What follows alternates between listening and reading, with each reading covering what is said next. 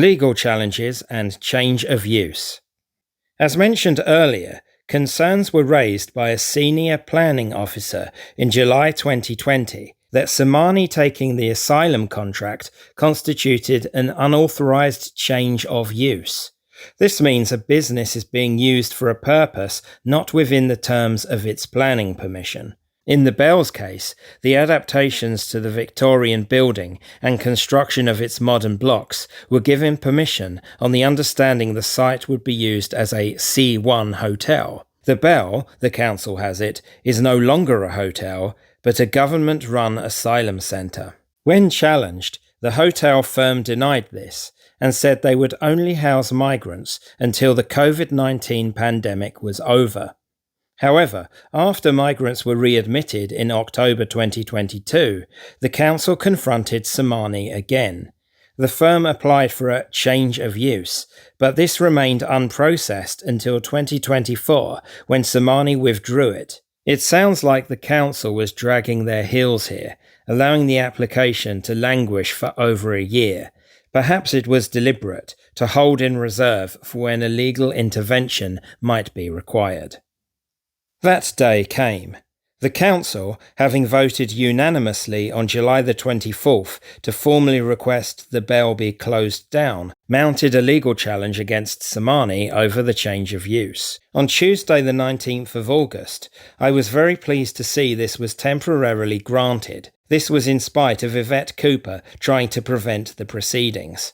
The Home Office was required to move all migrants out of there within 2 weeks. However, on Friday the 28th, an appeal of this particular court order was held and the judge rescinded it. Now the Bell can house migrants until the autumn, when the full change of use hearing will take place. Although it's not officially over, the 19th was still an important victory, and we must hope it stays as one. Claims about the far right and reform links. So with the alleged arson attacks, the issue of the Bell was already simmering away, ready to boil over. The migrant hotel had long been a point of contention and a focus of the fringe right. In 2020, two For Britain and former BNP councillors claimed a local food bank charity was diverting food to the hotel. This was strongly denied by the charity and the council, and I've seen no proof of this. Both men have apparently been spotted at the recent protests. The left, of course, have tried to make out the protests are fomented by far-right groups, rather than being spontaneous dissent by ordinary locals. A more favourable interpretation is that the protests are local but have been hijacked by these organisations. There is perhaps more truth to this narrative. As well as the aforementioned BNP connection, much is made of Callum Barker, who appears to have had some hand in organising the protests. He always turns up, addressing the crowd with tub-thumping speeches through a megaphone. Barker is a figure from the recently formed Homeland Party, a controversial group that some accuse of neo-fascism and racism. Homeland sprung up when Patriotic Alternative folded. Barker has been pictured in provocative poses in his time and has made some edgy remarks. Without getting into the weeds on Homeland, I do find that party rather questionable, and I would caution against local campaigners associating with it. Going further mainstream, Nick Tanconi from UKIP spoke at one of the protests. I haven't been a fan since he advocated deporting David Lammy. David Lammy, you are a traitor and we will be sending you home.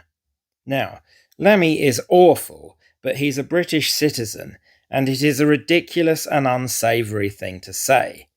Tanconi, who now swaggers around with a purple armband, surrounded by wooden crosses and apparently throwing Romans, as the kids say, is a talented communicator, but I don't trust him. Reform have also hitched their wagons to the cause.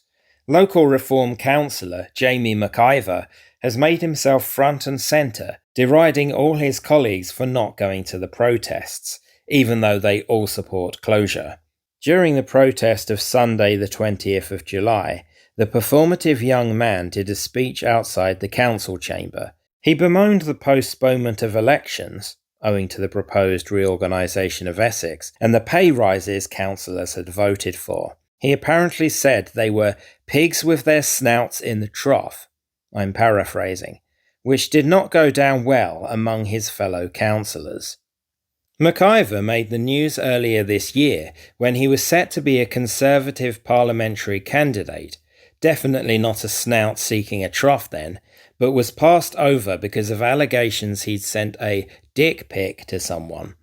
It is quite obvious McIver has future designs on standing for the Epping Forest constituency. Takes one to know one. McIver's mother has also taken part in protests, prompting a lot of derision from the left. This, they claim, shows she is a reform plant, and the whole protest is thus a reform stunt. Another of the women, Orla Minihane, is the Epping Forest Reform Vice-Chairman and a budding council candidate for next year's elections. Maybe there is a political motive. However, both women do live in Epping and are indeed mothers. Mrs. McIver and Ms. Minihane are perfectly entitled to oppose the hotel for these reasons. Neither does it make the situation any less horrific. Adam Brooks, the local landlord and GB News contributor, has not been organising anything, but has been covering the protests as a concerned parent, in his own words. He has turned up to nearly all the protests, sometimes with a homemade sign. Again, this has attracted the ire of the comrades.